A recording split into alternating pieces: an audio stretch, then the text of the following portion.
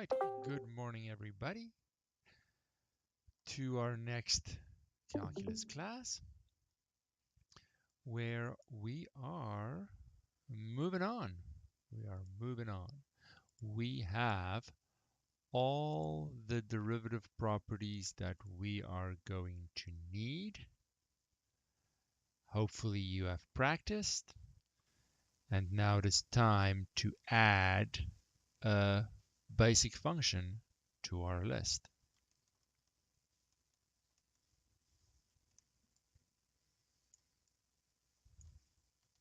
Now, because we're introducing a basic function that you might have seen in some form before, I assume that you've never seen it, so I'm going to start from scratch.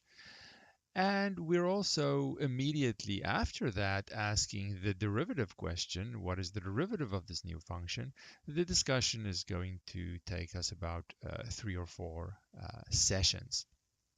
We are going to start our discussion on exponential functions. And for that topic, I'm actually going to start at the end and then loop back to it, and we'll see how this goes eventually. So we're going to have a function, let's say of a certain form or type, and it's going to be a number to the power of x. And that's unlike any function we can get by way of a polynomial or combining polynomials in any obvious way. The variable x is now in the exponent. And a is called the base, and we are going to have a b positive. Because if I have a negative number, then for certain values of x, it's not going to exist, and then I have some continuity problems. We're going to avoid all of that. So if I take, for example, y equals 2 to the x, I like 2 as my starting example, base 2. Because it's easy to work with, I can make a little table of x and y values. Let's say I have -2, -1, 0, 1, and 2, and maybe a 3, and so on. Then for x equal to 0, anything to the power of 0 is 1. For x equal to 1, it's 2 to the power of 1, which is 2. Then 2 squared, which is 4. Then 2 cubed, which is 8. So it's easy enough to make this table. 2 to the -1 will be 1/2. 2 to the -2 will be 1/4, and so on. So regardless of the x value that I look at as input, my y values are always positive. The further left I go, the smaller this fraction becomes, because the negative exponent moves it to the denominator, and then I have 1 over something that grows. And the further right I go, the bigger the y value becomes, because I'm looking at larger powers of x. So if I visualize this with my graph,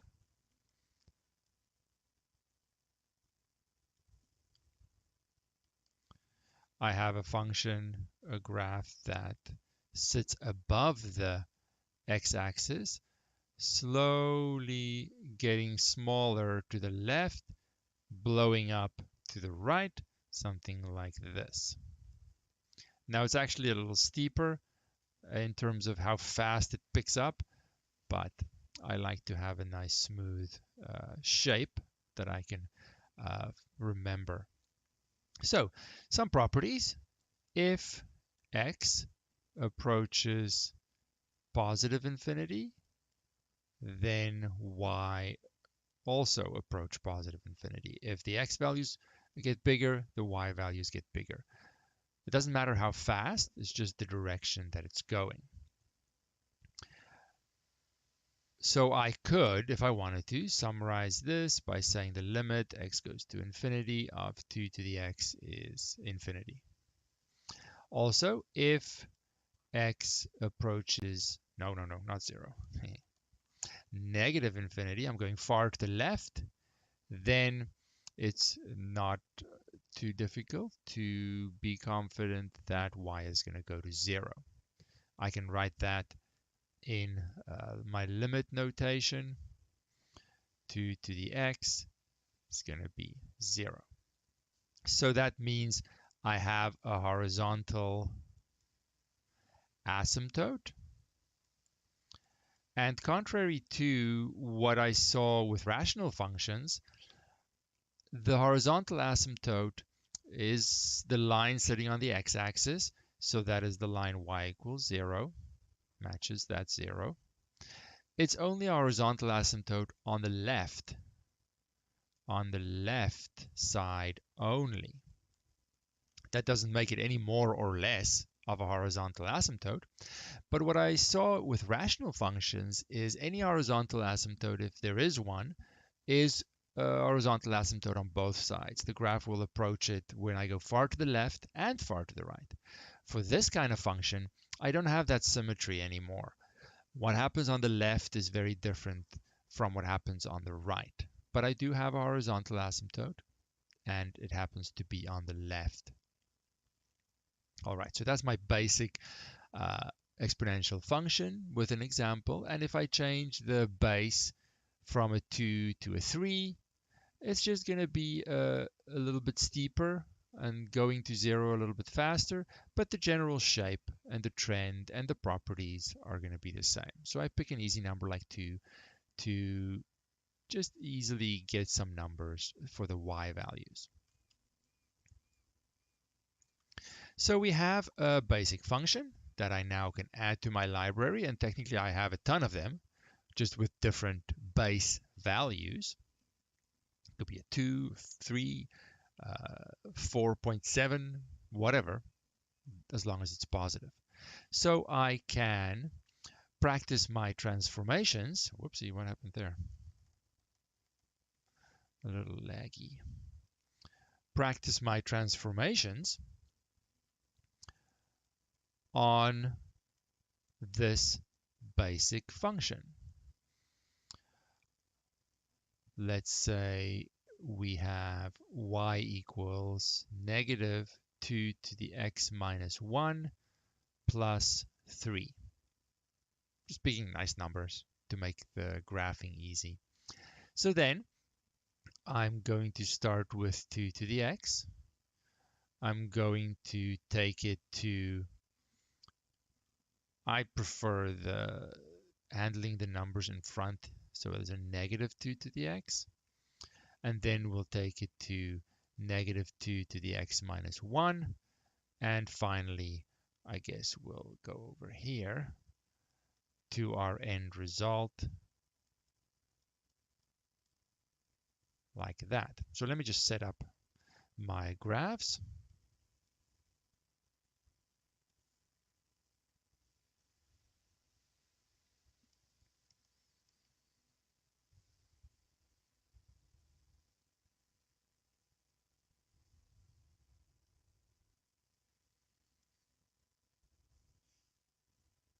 I will do the other one last, a little bit later. Okay, so I have my basic exponential shape, indicate the y-intercept at the very least. Then when I multiply the right-hand side by a negative 1, it flips it vertically. So now I'm going to have a shape like that, just flipped around, and my y-intercept will be negative 1. Then when I replace x with x minus 1, that shifts everything to the right by 1 unit.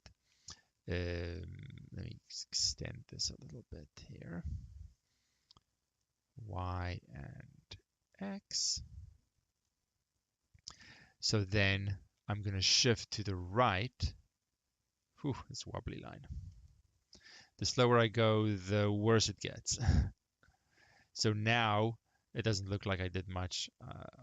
My previous y-intercept is now sitting up here, -1 and 1. I just make the scale whatever so that I can have a nice shape. Then, lastly, I have to shift everything up by 3 units.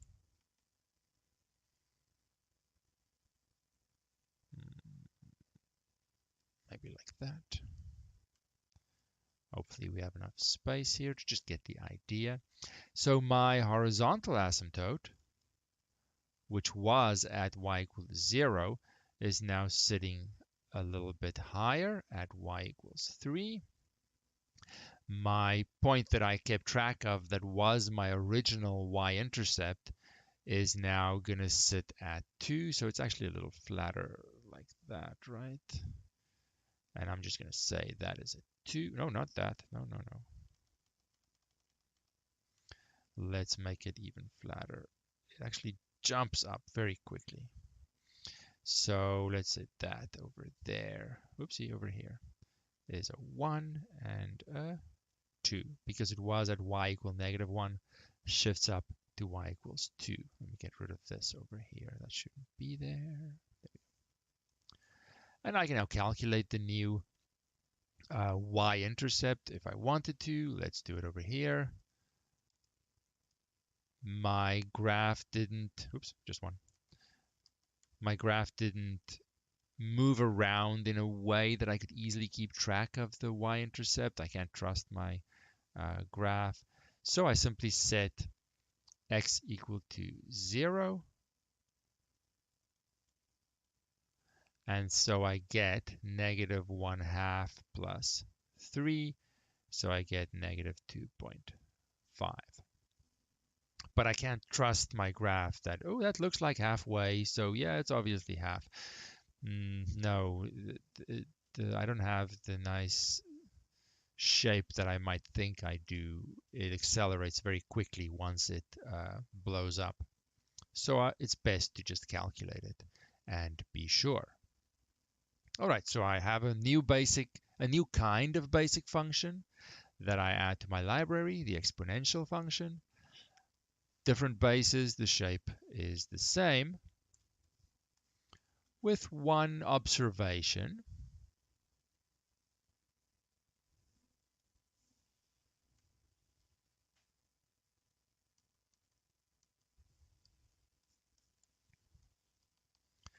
Sometimes in your pre-calculus class, they might make it sound as if the function 2 to the x and the function 1/2 to the x are fundamentally different, and I need to memorize them separately. So here, remember, this is now my basic one that I have, y-intercept of 1 and so on. I don't really feel the need to remember a different, or to see the second one as a different function, because I can simply rewrite this as 2 to the -1, everything to the power of x, and therefore 2, oops, my 2 is so low, therefore 2 to the -x, which means this is just a transformation replacing x with -x, which means what happens to the basic graph? It flips vertically. Whoopsie, maybe not that flat. Drawing this way is so hard for me. Woohoo! Let me see if I can make it maybe incremental and have it be a little better looking like that. So it is just a reflection of my exponential function when the base is greater than 1. When I have a little positive fraction, it's not a different graph, it's not a different function, but I have seen in the past that they make it sound as if you have to memorize 2 versions of this. No, one is just a transformation of the other one. And of course, something I forgot to mention, technicality, but a is never going to be 1. Otherwise, the answer is always 1, and I don't really have a graph of the same shape. But as long as it's positive, fraction or not, or bigger, doesn't matter. It's still the same basic shape that I remember, only 1. And if I have to transform it to get to slightly other versions, it's still the same original that I start with. But if you remember it in a different way, that's totally fine as well. Okay, so that was one observation that I want to make. And I'm not going to spend too much time practicing transformations and all kinds of things because chances are you have seen this before, you do remember it, and on top of that, it's not the most complicated graph either. It's actually a quite nice, simple one. It just doesn't have the symmetry that I'm used to in polynomials. So it's definitely not a hard one to get on top of. Next, I just want to refresh our memory. You have done these things before. We're not making a big deal of exponential equations, but they are going to come up now and then. So I do just want to remember, how do I handle this? How do I solve for x if x is in the exponent? Well, there is a basic kind of equation, like maybe something like that, where if I rewrite the base as 3 squared, and I notice that 27 is 3 cubed, I can see that this is 3 to the power of 2x equals 3 to the power of 3. Now there's a property of exponential functions and or equations that if I have the base to the power of something and the same base to the power of something else, I did not allow myself a lot of space here, then that is always going to be equivalent to the exponents being equal as well. There is no way. Now that comes from a property of certain kinds of functions being one-to-one or injective and things like that, that we don't necessarily have to dig deeper. We just have to notice that if I can make the bases the same, the only way that this equation can be true is if the exponents are actually the same, leading me to the value of x. But regardless, I need to exploit a property, I need to do something to get x on the base level. Right here, in the previous step, it's in the exponent level. I can't solve it there. I want to write x equal to something, and that is on the base level. And I use this property in the box to get x out of that exponent level. In this basic type of equation, it's as simple as that. But yes, there are more complicated exponential equations, which we will come back to when we have the tools to handle them. So this is the first kind of basic exponential equation that I want to just remember because I'm sure you have seen this before. Let's just do one more. 32 to the power of 2x minus 1 equals 128 to the power of x plus 3. Now at this stage, given the tools and knowledge that I have to have the same base. And the base is going to be 2. 32 is 2 to the 5. If you don't remember it, you can just do some trial and error. 128 is 2 to the 7. So I can then simplify this with my exponent property. It's going to be multiplication, 5 times 2x minus 1, 2 to the 7 times x plus 3. Because the bases are the same, it has to be that the exponents are the same. There is no other way. So then I have 10x plus 5 equals 7x plus 21. I've now gotten the x that was in the exponent level out into the base level, and I have 3x equals 16, x equals 16 over 3, and I'm done. All right, so these kinds of exponential equations, meaning equations with the variable in the exponent level, you would have seen before. I'm just doing a couple of examples to refresh our memory.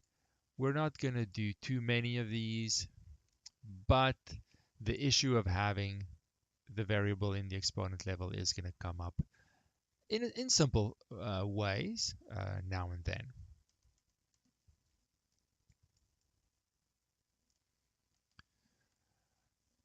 All right, so now we have our basic function here. There it is. Have the value of a be whatever you want within reason. The basic shape of the exponential function, given some transformations, is going to be the same. So we have this new kind of function. It's nice and smooth. So it's reasonable to start asking about slopes of tangent lines and rates of change if something grows like this. How fast does it change? All those are linked to the derivative. Question in the chat. Let's go back here. Why did the sign change on 2x minus 1? Because I am not thinking clearly. Or let's pretend I did it on purpose to just see who is paying attention. And congratulations, it turns out you are paying attention. You passed the test. And you are still awake or already awake. So give yourself a pat on the back. You passed. There you go. No reason whatsoever, of course, it can't magically change from a minus to a plus. Let's pretend I did that on purpose to see who's paying attention. I would never make a mistake. No way. Okay. That issue aside, I have my function. The whole question in calculus, or at least in the beginning, is the derivative question. So our goal, and it's not going to be a simple goal overall, is to find the derivative and to understand of the function a to the x. So I call this my general exponential function because the base can be whatever, general base, 2, 3, whatever. Okay. So that is the question. Well, this is a new function. And whenever I have something new, I have to go back to the limit definition. Whether I see that happening or not, that is where we go. Back to limit definition. Now, the way I like to do this is to see how does the story go? What does it look like?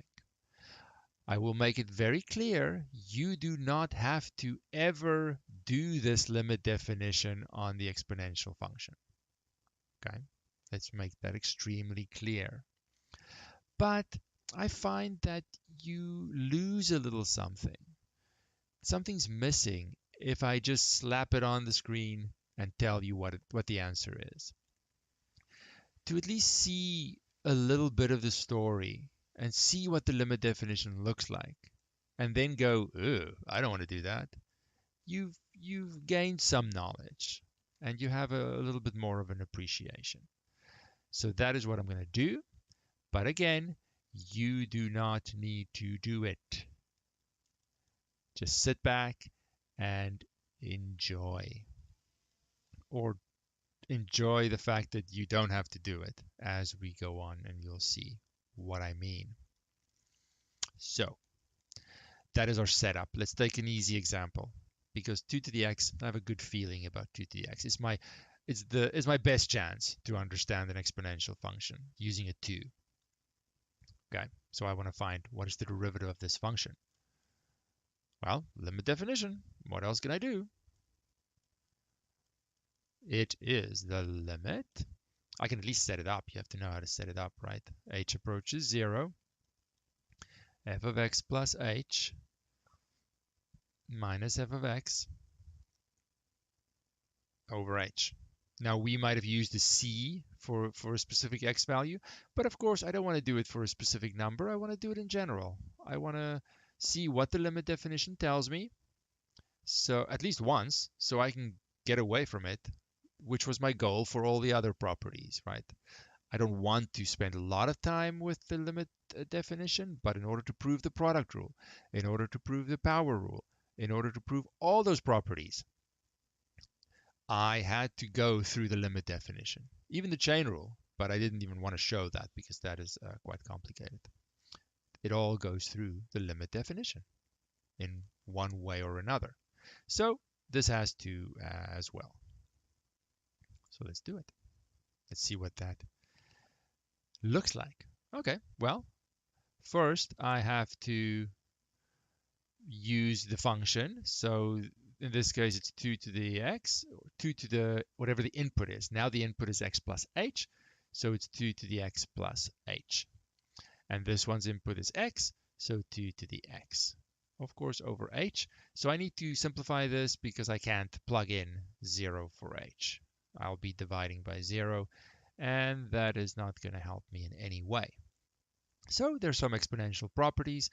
2 to the something plus something else is multiplication. 2 to the x times 2 to the h. Oops, that is the very ugly h. H.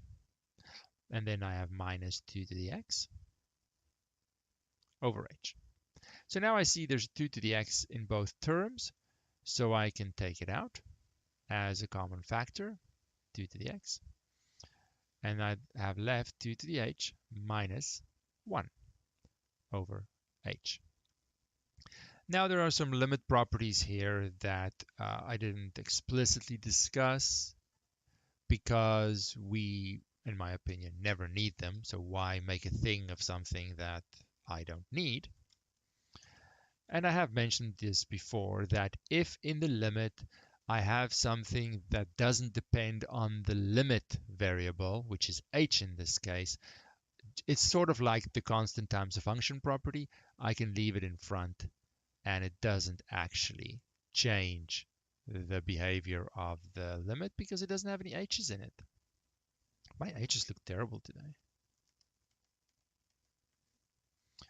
So there are some limit properties happening behind the scene allowing me to do this. Now remember, this was our derivative, right? For whatever x value we have. The function's defined everywhere, so you can plug in any x value you want. Regardless, if h is the changing variable, x doesn't change due to the x is constant with regards to that. Okay, so I have this thing that I don't know what to do with. Does it exist? It's a limit, so I'm asking, does it exist? Is it a number? What is happening to it? Now, what one can do is you can take smaller and smaller values of h, plug them in, and calculate this 2 to the h minus 1 over h, and it seems like it does exist. It seems to be approaching a number, seems to be pretty stable. And that number is something like 0.69315, and there's a whole bunch of decimals. So there's a number. It's a number. So what I have is my derivative. It's not that nice. I have 2 to the x times some number. Now, I don't really look at this number too closely because I realized that if I had a different exponential function, 2 was just my example base. I could have any base. Then I would have that base in the limit, and that would change the number. So for every different exponential function, the some number part that gets multiplied is going to change. So this is going to be some number that depends on the base, and that's certainly not ideal. First of all, it's a non-repeating, non-terminating decimal number. The decimals never stop. And it's going to be a different number for every base that I look at. So we've made some progress, but it's certainly not as great as I would like it to be. Okay, that's the story. So they sort of got stuck when they got to this point. But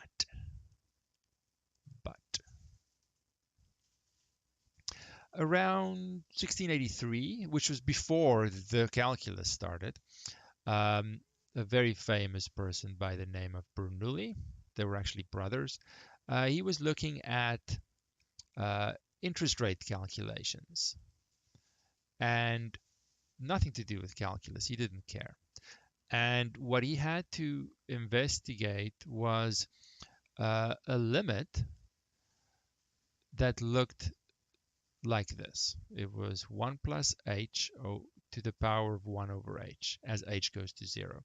And this features in one form or another in compound interest formulas. When you let the compounding period shrink down to 0 or close to 0, you get this kind of thing that you have to evaluate. And he did it by trial and error and maybe derived some properties and realized that it existed. It's a number. This approached, sadly, also a non-repeating, non-terminating decimal number, 2.718, whoopsie, next one is a 2, 28182845904523536, and I don't remember the rest. Ooh, that is an ugly 3. As soon as I write something and the lag kicks in, it makes my pen wobbly. So decimals never stop. But there is a number that this approached. And that's what he needed, and he moved on with his life. Then when they were looking at the calculus question of finding derivatives of this exponential function, we're now back to this sticky point of having 2 to the x times some number.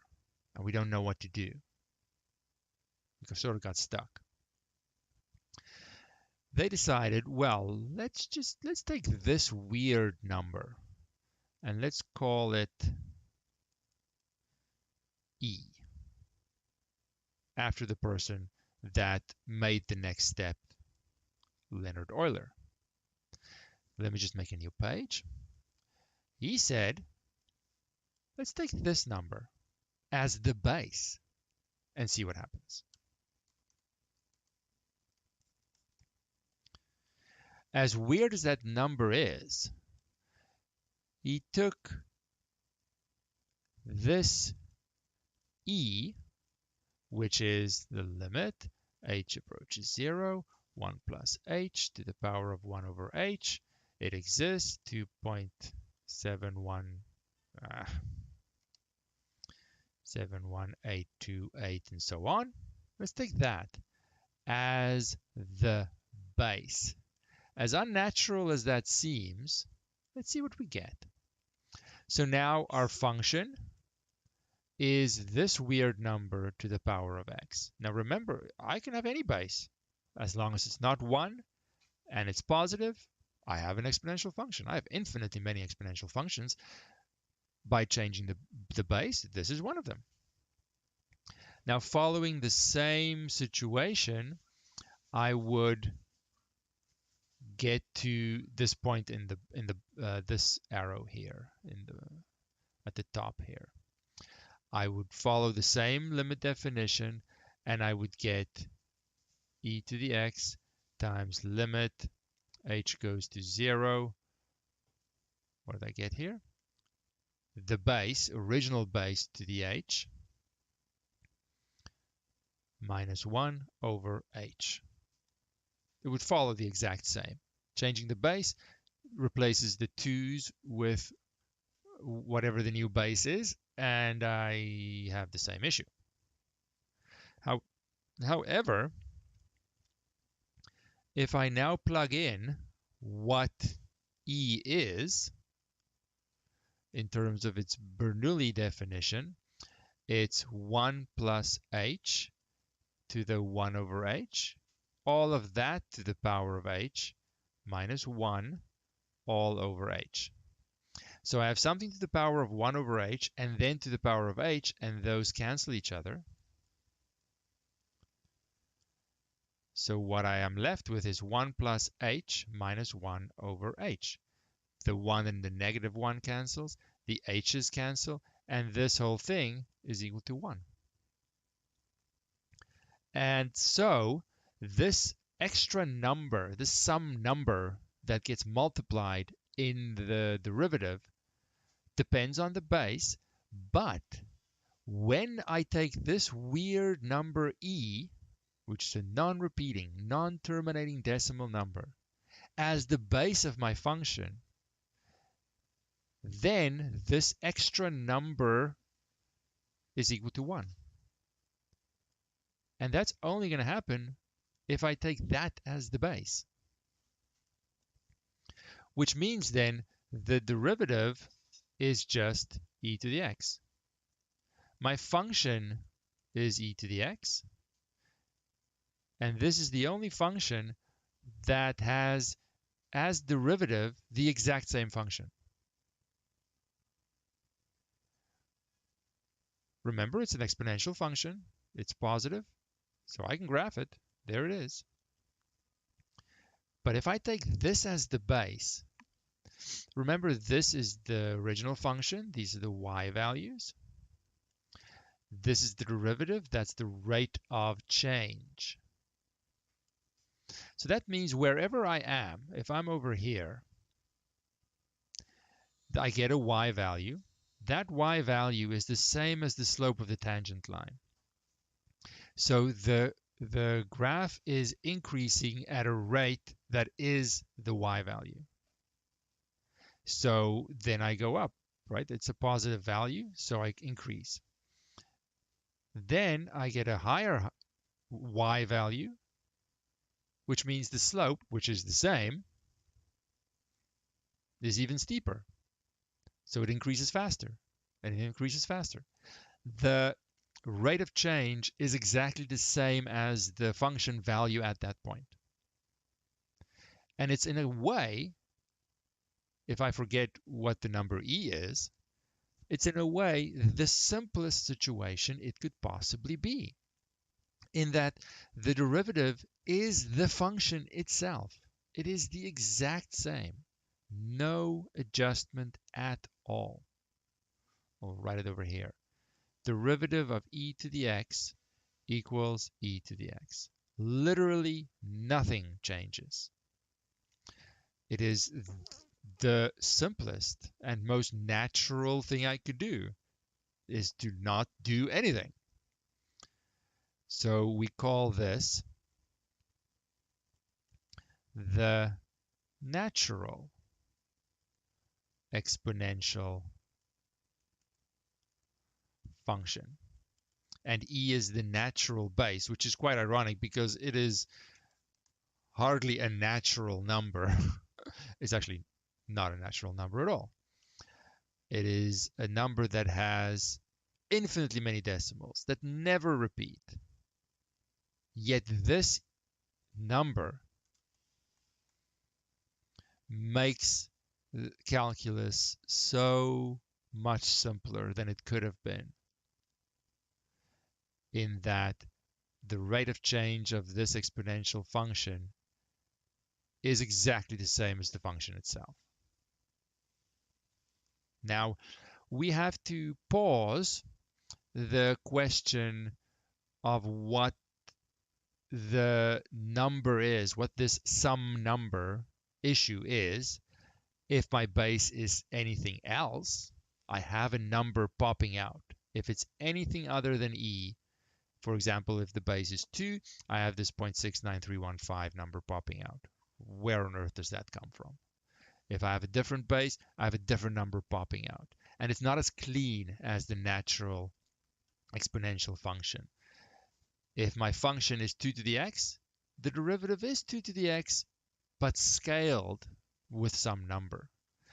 And I don't know what that number is right now. We're going to have to wait until the very end and loop back and better understand what the relationship of this number is to the function itself. For now, we found the simplest case with the base E. So all I want to do in the remainder of the time is to just get used to this in case you've never seen it before. Some pre-calculus instructors show you the E with some hand-wavy explanation of where it comes from, just so you have seen it before, that when the calculus topic comes in, it's not the very first time, but it's certainly not a requirement that you've seen it before.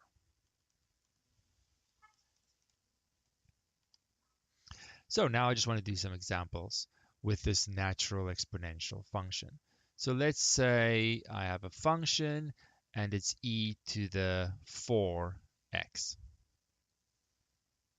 I know that if it's just e to the x, well, the derivative is exactly the same. I change nothing. It is the best case scenario. But if I change this even a little bit, then let's change it like this first. Let's do this first. Let's put the 4 over here, like that. So now I want to find the derivative. My question to you is, what is the first property that we're going to use to find this derivative? I see we've lost some people. As soon as I say, oh, you don't have to be able to duplicate that limit definition, people just say, oh, disconnect, I'm out. I'm going to do something else. You lose a little something if you don't hear that story, I feel. You get an appreciation for how weird it is. This E, it's not a simple number, yet it is the simplest function. That's weird. It's weird. What is the property that I'm going to use first to find this derivative? That is my question to you. Nothing's changed. I still have properties. It is not the power rule because I don't have x to the power of n anywhere. This is a completely different function. It has its own property, which is this guy. This is a new property, if you will. Property telling me how to handle an exponential function. But my question was, what is the first one? What is the first property? First property is constant times a function. Because I need to now isolate this e to the x. So for the love of all things good and pure, do not make it red. I'm going to make it red.